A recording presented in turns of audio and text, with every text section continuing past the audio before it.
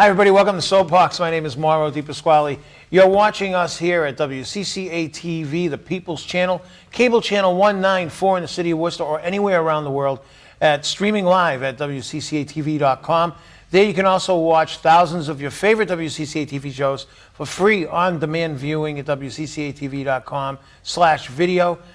If you want to watch episodes of Soapbox, we have literally over 1,100 episodes.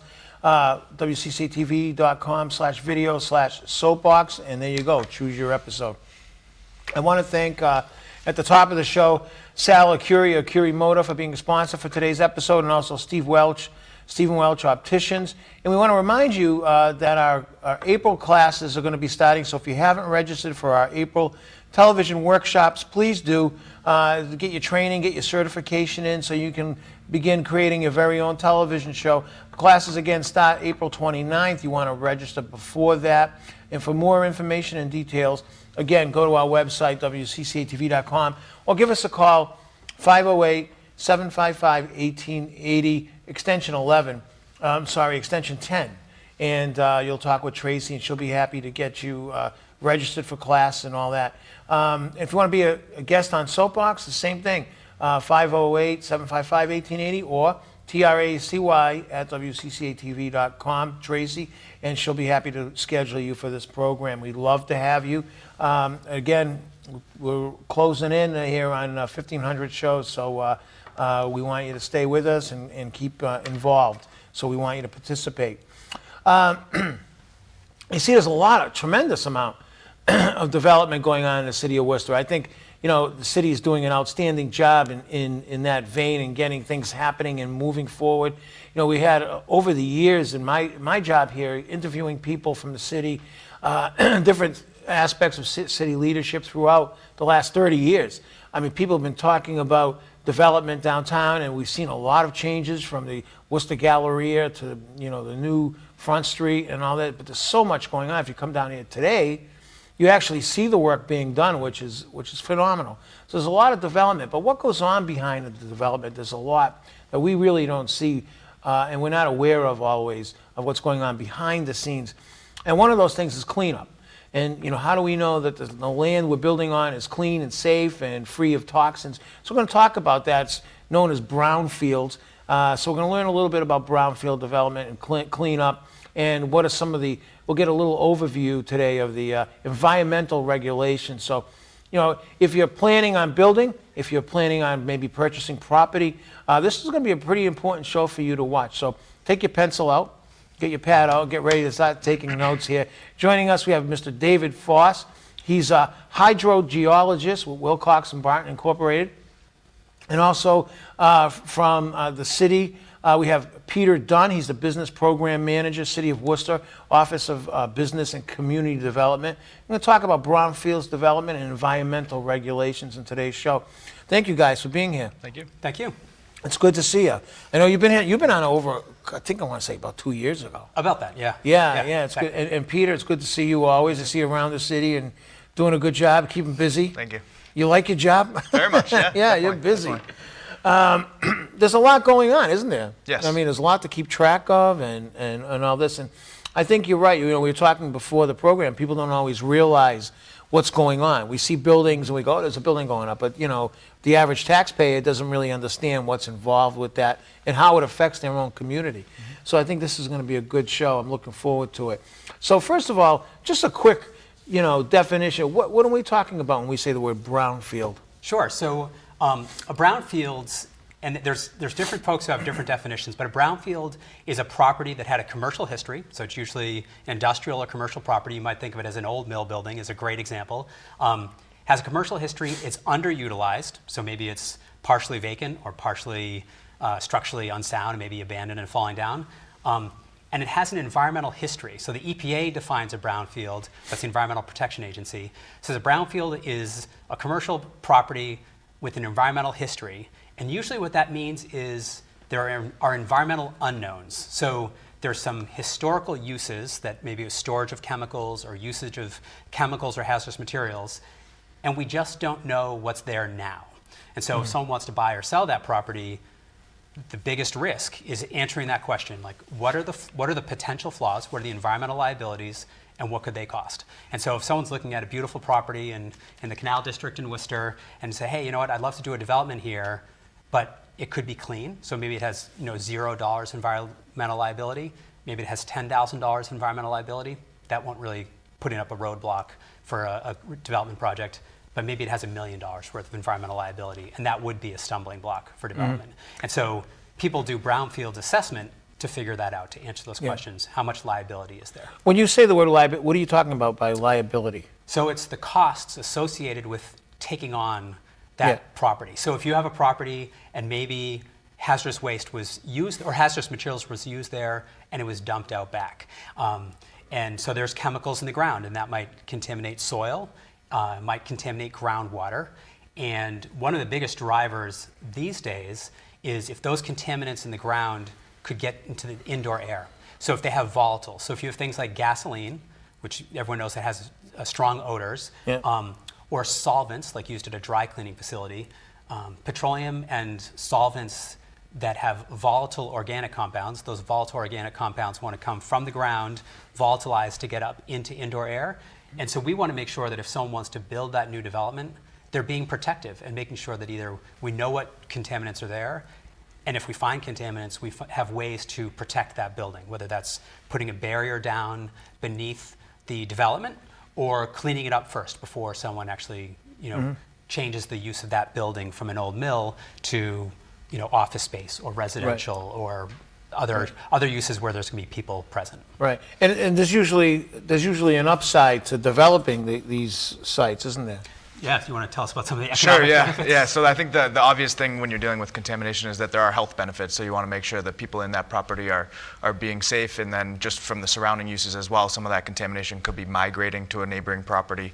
So there's obvious health benefits to cleaning it up, but then there's clearly economic benefits as well. So redeveloping these properties, it's going to increase the city's tax base. It's going to potentially create jobs. It's going to put a property back to reuse. So it really adds that vitality to a otherwise potentially abandoned building. Yeah. And actually, one benefit I like to tell folks is a hidden benefit to brownfields redevelopment. So when we're talking about these old mills or these industrial properties, and if we look around Worcester, they tend to be like right on the Blackstone River or right by the railroad tracks or right in the center of the city. Those are in good, dense urban areas where there's lots of people. So there's people who live there and work there. It's a great place to create more housing or put your jobs right there. If that redevelopment doesn't happen in that urban location, then someone's going to clear cut some forest in Shrewsbury and put up the same commercial development. And so a hidden benefit to the brownfields redevelopment is protecting that open space. And whether that open space is in Worcester proper, or it's in Shrewsbury or Holden or Spencer, we want to protect the spaces that have not yet been developed and maximize the use of these buildings and the infrastructure. Like we have roads, we have highways, we have railroads and rivers. Those are benefits to the commercial development of those properties. Is there ever any concern with like, with toxins from like, I don't know, people put on their lawns, pesticides, and or the highway, even with emissions? Can that contribute to brownfields in some way? May I do a 2-minute primer on environmental regulations? You've got about 27 minutes. So in 1970, the federal Congress passed the Clean Air Act, and in 1972, the Clean Water Act. So one thing that was back then, we had a Republican president. So this does not need to be a red state, blue state kind of thing. These regulations exist to protect all of us. So one of the reasons the Clean Air Act came into being is that we had all this industry in the steel belt, the Rust Belt, but the steel belt in Pennsylvania and Ohio, and all these coal-burning power plants were causing these emissions to get up into the atmosphere. And all of a sudden, New England and the Northeast was having acid rain and problems like that. And so the Clean Air Act was passed because one location was able to cause contamination, but it was affecting a really broad area of people. And then the Clean Water Act was set up so that we would have clean, safe water for both boating and recreation, but for drinking water as well. And so the contaminants you mentioned, like whether it's coming from the highway or from either pesticides or fertilizers on the lawn, those are the same chemicals that we look for when we evaluate an industrial property. But both the state regulatory agencies, like the Massachusetts Department of Environmental Protection and the EPA, the federal agencies, they care about those contaminants, but usually in that property transaction, like you're going to buy a mill, usually pesticides and fertilizers aren't our biggest worry. Right. But we do want to make sure that as someone does a new development, that they manage their stormwater and they Right. manage their infrastructure. So when you build a new lawn or you build a new golf course over an old landfill, that when you apply those chemicals, you are only applying the amount that you need to grow a healthy lawn, and you're not putting extra fertilizer on, which just flows to the storm system, hits the stream, causes an algae bloom, and then a fish kill in the bay. Right, right. Like, so we want to make, like, there are... So those regulations don't kick in for if you're buying domestic, I want to say residential, like a home or something. Correct. So, but it's more for industry. More for commercial. And part of that is that the entity... There's two people that you want to protect if you're going to spend money. Let's just say an example of $1 million. You're going to buy a $1 million property. So you, as the buyer, want to protect your investment. Right. But your lender, the bank who's going to loan you the money Right. to get that mortgage, they want to protect their investment too. And so one of the reasons we do environmental assessment, and a business might hire an environmental consultant, is to say, hey, you know what, we're about to go spend some real money on a property. We should do our due diligence and figure out what the issues are there. Mm-hmm. Yeah. And so some of the things we look at are those kind of other contaminants like pesticides and herbicides. But usually where herbicides and pesticides kick in is if they might have been used in an unusual way. And so we look at this at orchards, like old orchards that are going to be developed. We test the soil for herbicides, which at your normal residential housing project we wouldn't have to test. Which is kind of interesting because I think the average person, when they think of brownfield, when they hear that name, they think of an old factory building. They're not necessarily thinking of like a pasture, where there's apple trees growing or something. Well, now too, what they've been able to classify as just hazardous building materials. So a lot of information has come out over the last 50 years or so. So many buildings have asbestos, lead paint. A lot of old homes in Worcester have lead paint. Right. So we also have a lead paint abatement program through the city to take care of that, because while they were so commonly used, it is also a potential health risk. So Yeah. So is this about the scope of how environmental regulations affect businesses? And I mean, certainly, if you have a business, and so say you're a metalworking shop, you would know about your own individual regulations that cover you, like the kind of acids or chemicals that you use in your business. So you'd have those kind of business-specific regulations are out there.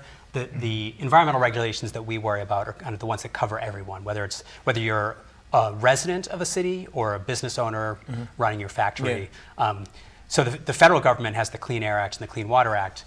They then pass on the responsibility of enforcing that down to the state. So the Massachusetts DEP has regulations that cover things like the Wetlands Protection Act. So when people have to go to the local conservation commission, they're going in front of it because of the Wetlands Protection Act. The Massachusetts DEP also regulates fuel storage tanks. And so something that's already come into being, the underground storage tank regulations have a change that says by August 2017, so 6 months from now, less than 6 months from now, folks who have permitted storage, so you have enough fuel storage in the ground to require a permit with your local fire department and the Massachusetts DEP, you need to have upgraded your tank systems. So I think your viewers will see lots of gas stations being excavated and lots of construction happening at gas stations over the next 6 months because most fuel stations have to upgrade their underground facilities. That might be replacing tanks or just replacing piping. And I actually saw an article in the New York Times not too long ago that the number of gas stations in the northeastern US is down like 8% from 10 years ago. And that's going to go down further. There's going to be fewer corner gas stations because, and not necessarily because those properties were contaminated, because the cost of replacing all your tanks is significant. And so if a gas station owner says, I can't balance my books and replace all my tanks. So I think people will start seeing lots of gas station upgrades happening Yeah. during 2017. Yeah, well, and I hope some will think in their planning, if I do it now, in the summertime, there's going to be more customers coming my way. Right. Well, Right? one of their bigger challenges is they Yeah. should have thought that 6 months Yeah, ago. if they thought that Because- 6 months ago, Because I know. buying the tanks, to actually have those tanks delivered to your site, Yeah. that's turning into the Right, the it's pinch supply point and in the demand, construction right, project. right, because everyone's going to want them at the same time. Exactly. The contractors are out there, the consultants are out there to do the work. But Yeah. if you haven't ordered your equipment, it might not be Yeah. ready by August. So who hires an environmental engineer? When does that kick in, when you say, oh, I got to do this? So I'll use the example of private business, and I'll let Peter talk about the city too. But so if someone's buying a property and they want to use a bank, so they're going to get a mortgage to buy it, their bank will say, you need to have an environmental So consultant. sort of an automatic. Yep. Yeah. And then a lot of developers do it because they know it makes sense from a planning perspective that if I'm going to go and plan a multi-million-dollar development project, I don't want to have these unknowns. Like, I don't want to have a secret or hidden surprise pop up later. Yeah. So if I do my environmental due diligence beforehand, it's just great for planning. So most developers would do that, and anyone who's going to do a loan on a commercial property would need one. Or if someone has a spill, but that's, Yeah, right. if your truck has a spill on the side of the road, you need a consultant right away. That's Right. not a surprise. Right. You want to give some examples about? And the city obviously owns many buildings, so it's important for us to be aware of the potential liability that we could incur if we've contributed to that contamination. And most people think of like a city hall or maybe the Worcester Public Library, where that Yeah. might not be an issue, but we also used to own the Worcester City Hospital on Chandler Street. It's now Community Health Link and the UMass facility there. So we've actually had to do some cleanup there with some old underground storage tanks, and that's just getting finished now, many years after we have sold that property. Yeah. So we have environmental consultants under contract year-round, for sure. Excuse me, so, because this was something that you guys, the city owned. Yes. Yeah, it used to be a municipal hospital. Yeah. And then UMass took it over, but even after they took it over, it was obvious that we contributed to that, and we were the responsible party for the cleanup Yeah. and the closure of those tanks. Right. And actually, one of the other times the city gets involved is if someone's not able to pay their taxes. So now the city might take ownership of a property through tax title foreclosure. The city didn't cause the contamination, But it was there when the they Mass bought DEP it. doesn't say you're responsible, but they're now the owner who wants to put it out to bid under auction, and usually they will get a more favorable auction if they do that environmental due diligence and say, Yeah. we can rule out some of these environmental concerns. Yeah, now if someone's just, like a gas station is going to, say they're going to turn it into a mini mart or something, if they're going to do some demolition, do they still, even though it's above ground, do they still have, does this regulation fall, become active? So then it'll be depending on what changes, because so you have to go through some of the city building permit process. But if you're going to change your fueling facilities, like so going from a straight gas station to maybe a convenience Yeah. store, you may still need those same Yeah. assistance. And certainly someone's spending money on that. And so if they're using a bank, even if you're not changing ownership, the bank might say, hey, for us to help finance this project, do your environmental assessment now. Yeah. Now, earlier before the show started, we were talking a little bit about, why it's good for Worcester, and you're talking about leveraging federal dollars. Can you elaborate a little bit on that? Sure, You sure, used absolutely. the Gateway project, I think, is Yes. an example. Yeah. So the EPA for many years has had a brownfields program, so they've dedicated dollars that you can apply for. So we annually submit an application to EPA, pitching our case about why we need these dollars to help catalyze redevelopment in our city, especially post-industrial cities like Worcester and many others in Massachusetts and New England because of the Industrial Revolution. And so since 2002, we've received a little over $4 million from the EPA to help with the cleanup of these properties. So some of the ones that are most important are the Southwestern Industrial Park, which is finally gaining legs. It's got some new construction underway there. It's been a 15-year project, maybe even a little bit longer. And there are pad-ready sites available if someone is interested in a So location. what's that mean, Pat? Ready? It's ready to go? Means now it's clean and now it's ready to be ready for new construction. So there were many older buildings there, the Standard Foundry, many old industrial facilities that had been abandoned and contaminated, where nobody else was going to even look at purchasing these properties or redeveloping them because of the cost of that contamination. So the city, through some of it was tax title, like David mentioned, when these old industrial companies get when they close down, they get delinquent on their taxes, so we'll foreclose on the property. We took many, it was about 8 acres off of Southbridge Street. We did all the cleanup, did some demo of the buildings, and created these pad-ready sites for development. And that's actually the site of Table Talk's new facility. So they're building 50,000 square feet there, going to be creating 50 jobs, retaining 30 more jobs that were already here. And so that's what you get to see out of some of that support that we can get from the federal government.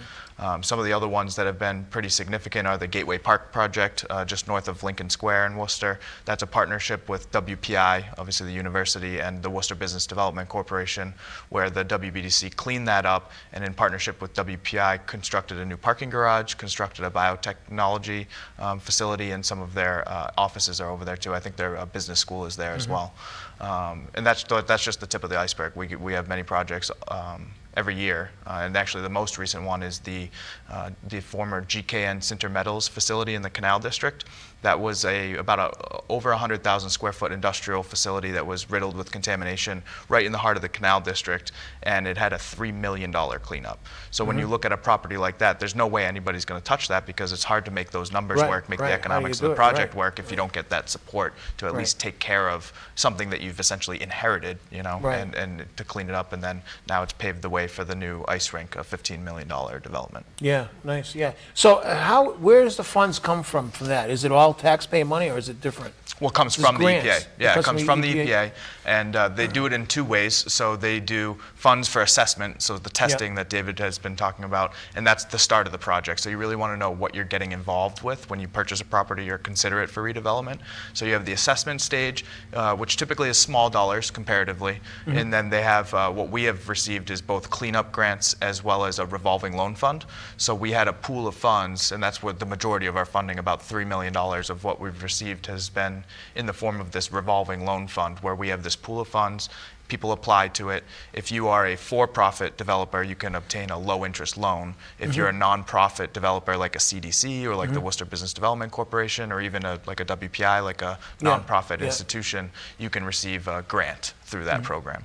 And so the great thing about that is that when you do get the for-profit developers involved and get the low-interest loans out on the street, we also get that money back. So we can support that program, and then through those loan payments and through that income that we're generating, we can then support future projects. It's like a matching grant, sort of. Well, when they call it a revolving loan fund, you loan it out, the money comes back in, and you revolve it out in your next loan. So the idea is that that same $3 million gets loaned over and over, and when the developer completes his deal, does that transaction, now that money becomes available for the city to loan out to the next. That's a good thing, and I think that's something that people really aren't aware of very much at all. Right, but without the EPA putting that first money into that bank account for the city to be able to lend out, those projects don't happen. The EPA has a rough guide, and they say that they're able to leverage these brownfields dollars at about $18 for every one that they put in. So the EPA will say, if we put $1 million into a development project, they expect to see $18 million back on the other side, which might be, other infrastructure things happening, like the city may be improving roads, sewer, other infrastructure, but it'll be developers putting up the new building, the new facility, but it'll also be the long-term tax base that comes out of that. So you're taking a property that's not paying taxes, putting a beautiful new commercial building on the tax rolls that's going to pay its municipal taxes to the city. And so even if someone negotiates a TIF, like tax incremental financing, there's the long-term benefit to the city is really great. So and I think, whether that's really $18 to 1 or 15 to 1, doesn't really matter. The amount of investment of private dollars that can get invested after that public EPA initial investment is really great. And it creates jobs, whether it's the construction jobs or one great success story that I got to play a little part in was the Worcester Telegram and Gazette building on Franklin Street, right in the city center. And that was the old, Telegram Gazette building, and they had the old print area. Right. So they had some kind of chemicals that they had to deal with. Had a very interesting history. But actually, it turns out the stuff that was in the ground, like things in the soil, were really, really minor. The most challenging aspects of that were dealing with the building materials. There was quite a bit of asbestos because there's the old radio station up on the upper stories, and there was a lot of asbestos insulation associated with that. And then a very unusual contaminant. So these were printing presses, and they had all the typeface, right? So they had all the typeset Well, those are all made of lead. And so Oh, the yeah. room where that typesetting The whole happened, room was contaminated. oh my goodness. Really? I have never gotten rid of as much lead contaminated waste from inside a building Yeah. as there. It was a very unusual problem. But because the EPA had money that could deal with these hazardous materials, Yeah. that asbestos and lead, I was going to say lead paint, but it wasn't even lead paint. It was actually just raw Real lead, lead, yeah. in the building. Those could be dealt with the EPA dollars. And then when WBDC did their financing, they could take care of the other things. So the Yeah. contaminants were really funded by the EPA program. And because of that, now there's a great new downtown location for Quinsigamond Community Yeah, College. right. And it's a great facility as opposed to Yeah. a commercial building that was being less and less utilized because Yeah. the TNG had already shipped their printing. Not to mention that, you got, like you said earlier at the beginning, the hidden benefits, the health, Right. the health issues. Right. Yeah. Those are gone, even whether you're talking at the north, up there by WPI or downtown here or Lower Franklin, yeah. And it's Amazing. interesting the types of benefit that you see from these projects too, because we focus a lot on business, creating jobs, increasing the property tax revenue, and some of the uses that we've talked about, new office space, new institutional space for WPI and Quinsigamond Community College. But one of the other ones that we did recently was the Loomworks Affordable Housing Project on Grand Street in Maine South. So it doesn't, just what you can do with it is so cross-sector in terms of the reuse possible that it provides those opportunities. Now there's many more housing opportunities for those residents in that neighborhood. And then you see, like, even with the Canal District, the project that I mentioned earlier, that's a recreational use. There'll be people playing hockey there. Right. So it's really great what you can see come out of this program, and it's not always just dedicated to business uses. Right, yeah. When I learned the number of folks who are looking for ice time, like when they showed the project budget to say, hey, here's how come we want to have a new hockey rink in Worcester. Yeah. It was unbelievable. The number Yeah. of teams and leagues that are saying we can't get enough ice time. Right. We're thinking like, how could this Right. not already exist? Right, and then there's going to be the spin-off with, Right. the rest of the district there. the There'll be a Canal few new District. restaurants and coffee shops right, and- yeah, yeah. and more traffic and all Yeah. that. That's going to be good. That's great. Now, we're almost out of time. I want to thank you guys, first of all, for coming down and sharing this story. It's a really important story, I think, for our citizens to be aware of, and it's tremendous, great work you guys are doing, by the way. Thank you. It's good stuff. You're really helping the community at so many levels, Right. whether it's financially, economically, or even in health-wise. I love that aspect about it the most. If there are developers out there, and who do they contact in the city to participate in the programs or for more information? It would definitely be our office. We have a lot of great information on the website at worcesterma.gov. Under the economic development page, there's a lot of great information there about the program. And we also obviously have a phone number. It's 508-799-1400, and they can speak with anybody on our staff. All right, so 799-1400 will get you involved right there with that. It's Office of Business and Community Development. Yes. Yeah, Office of Business Community Development, 799-1400, or worcesterma.gov. Economic Development. Just look for the prompts there and follow that along, and get you right to where you got to go. David Foss, it's always good to see you. Thank you, Mark. Peter, good you. to see you. You too. Good luck with all you're Thank you. doing, and thanks again. Until next time, folks, now you got your pad and pencil ready, right? You're all set. You got the information. If you need more information, give us a call, too. You can call us here all the time at WCCA TV, 755-1880. Until next time, I look forward to seeing you, WCCA TV, the People's Channel.